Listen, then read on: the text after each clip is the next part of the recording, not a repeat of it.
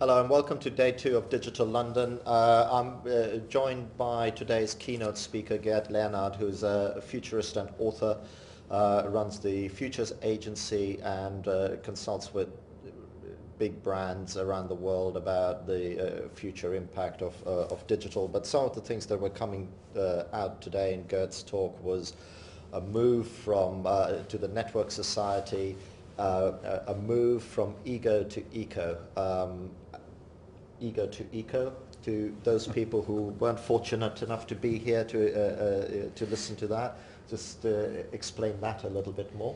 Yeah, I mean, basically what we're seeing is that our entire system of economics and of energy and so on was based on systems that you had to invest in to build them, so lots of sunk costs, right? And then you would distribute it out to everyone. So that's power plants, but it's also Disney or Universal Music or big TV networks, right? And those were essentially based on a closed system. But now, because of the internet for the last 10 years, and now the mobile internet and the social internet, right, systems are opening up and we can be decentralized, right? So now the importance is in the network rather than the networks, the original network, right? So basically that means that all business models are becoming interconnected. So it's no longer that important necessarily that you own the power plant, right? Because if you have a distributed network of, say 3 million wind turbines, you can do the same thing, right? So that basically means that the users themselves are becoming more important. And as 5 billion people are connecting to the web, it creates a huge surge of sort of common knowledge, right? But also the concerns of the masses are taken over the concerns of the 1%, right? As we have seen with Occupy. And this is clearly a major trend in business, in energy, in politics, and so on, but also in media.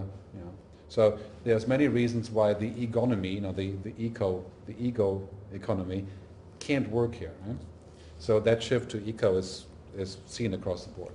And I mean, how do businesses react to that? Because I mean, it's one of the premises of this conference. There have been a lot of sessions about the impact of digital on traditional business models. The new social ways of working. Everything's new. Innovation is being said a lot. As we all need to pay bills at some point or the other, mortgages or whatever it is, where's the money coming from? I mean, and I talk specifically in the media world and maybe even in the conferencing world.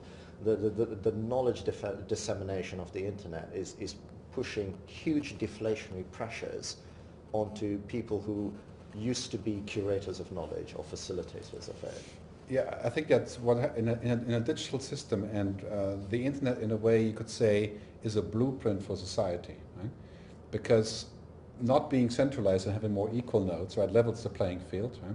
So the question is not whether there is money, but the question is the distribution of the money, right? So just like we have distributed knowledge and distributed input, and like we're all contributing to YouTube, right? We're not going to get rich individually there, right? But we're building a network that does have lots of monetary effects, right? So the distribution of the money is different, but the pool in general is much larger, right? So, and this of course is the issue, because who decides on what is okay and what not okay? And currently the people that have all the 90% of the funds, 40% of Americans, what is the percentage that there's I think the top 2,000 own 40% of the entire American wealth, right? So when they decide what to do, of course we're not going to get much of it. Right? I think this is just a natural progression that we're seeing, that because now we are connected, a lot of these models are starting to crumble. Like, for example, I mentioned Netflix, right? Yes. If we had Netflix around the world, and it would be bundled or cheap enough, would we have anybody downloading movies for free? I mean, if it was possible to do it legally at an affordable rate, right? Most people wouldn't bother. Yeah. But then you also mentioned the knock-on effect that it would probably be hugely disruptive to a lot of local cable operators and people like that who are just like going, hang on a minute. Are there any winners? Are there any obvious winners? And I suppose when I say winners, I'm not talking about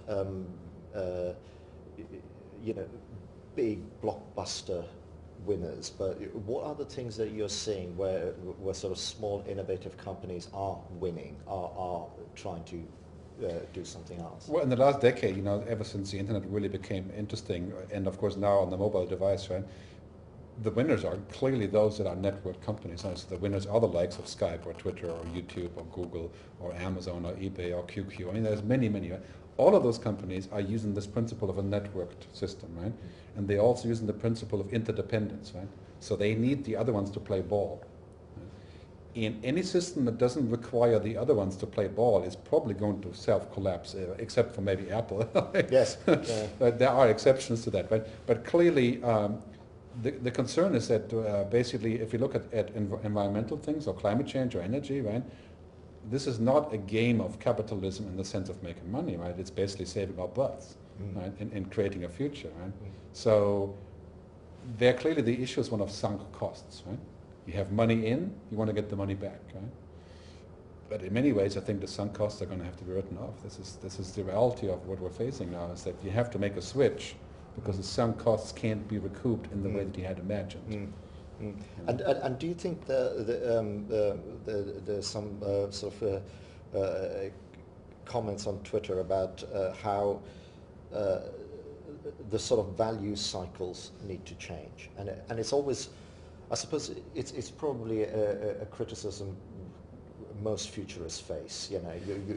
You're outlining the future, but what are the things that companies should be looking at here and now? When you're in the thick of that change, and it's probably similar to the Industrial Revolution. Everybody who doesn't really know what happened kind of paints it as this great nirvana of innovation and everything.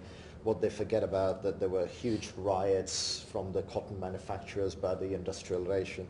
There were 2 revolutions in that entire period. It was huge social change. Are we there again? Well, as Jeremy Rifkin points out, we are in a 3rd industrial revolution, and this is not about industry at all, right? It's about data. Yes. Yeah. And it's about the environment. Those are the 2 big topics, right? I mean, sustainability becomes the number 1 topic for a lot of companies, not just in the sense of sustaining like delivery chains or procurement or materials, but also in terms of the business model, right? How is a company like Unilever or Procter & Gamble, so how are they going to accelerate growth or innovate when they're already a company that is worth, I don't know, 250 billion or so, right? To grow 10% a year is like, so they have to take in stuff from the outside, they have to open up, they have to do away with some of those assumptions, right? They have to decentralize, they have to let others in a lot more, right? Create, this is a challenge, right? Do you not also think that companies need to become more comfortable with saying, not chasing growth, but chasing sustainability? I'm convinced in 5 years we'll have people saying, at the stock market, reports saying that essentially, we're not pursuing growth because it can't be done in this way, and they'll be rewarded for it. I mean, today, if you mention the word climate change, in America you get kicked off the stage, that's one thing. The other thing is, if you mention when you're reporting your earnings, if you're saying you're not going to grow, you may as well just forget it, right? Yeah. In 5 years, it's going to be the exact opposite, right? If you're always pushing growth and profit, people are going to say, this guy is probably not sustainable. And then your stock will go down. And that as well, it needs a bit of a change in the way media report stuff as well, don't they? Because they love the headline of saying, X, Y, and Z. I'm not going to mention any brands just in case, I do things to them. Well, this is a question of worldview and mindset, right? Yes. As long as we all privately believe that we want to grow, we want to get richer every year and accumulate money and so on, right?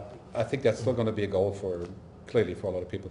But there's a second goal that says we have to sustain something together so that we can actually have something to grow together, right? Because how can I possibly grow when my neighbor is dying and starving? I mean, there's 40 million starving people in Brazil. So how are they going to solve that problem while they're all busy buying mobile phones and watching YouTube on their iPhones, right? Exactly. I mean, that can't possibly be a solution to this huge disparity, right? And the more disparity we have, the more trouble we have, for example, crime or terrorism, or these are things that we have to solve together. And is this move to digital, this wave of digital, which is causing the disruption? Do you think it's the answer to something better, or is it actually that disruptive that it may not be better? That we need a bit more control over this. you know, a little bit like, I'm not saying I'm condoning it in its entirety, but in China there's a managed devolution of power and everything, rather than this anarchic DNA that is in the capitalist world. Well, you know, Marshall McLuhan said 1971 is that the global village is not a place of peace, harmony, quiet, but a place of considerable chaos and discussion, right? And concerns with each other, right? And so what it comes down to in the end, I think that trust in a way is a version of control, right? I mean, when somebody trusts you and you trust them back, there is a component of control in that, right? Clearly, in a society of 5 billion connected people, there have to be mechanisms of control and supervision, right? And regulation. Right? But at the same time, you know, I think that will sort of play itself out as we're doing it, because we have to take more responsibility. And the problem is that, for example, on Facebook, it's not that Facebook is evil. They may actually in some ways be evil sometimes, right? But that's beside the point, is that we haven't learned what to do. Right? Yeah. We're just foolishly going into all kinds of things. Right? We have to take our own responsibility. It's like a nuclear bomb, you know? We can make power, maybe, yeah. or we can make war, right? So on Facebook, we have the same thing. We have to be more responsible. Yeah. On that note, I hope we've given some food for thought and some flavor of some of the great topics coming out today. There's quite a lot of discussion on data today and open data initiatives. We had a few announcements about that earlier on today by Francis Maud over in Digital Birmingham, who are doing some really exciting things with that, and those case studies will be available via our websites. We're just uploading them as we speak. So we'll be back here live on air shortly, and thank you for watching.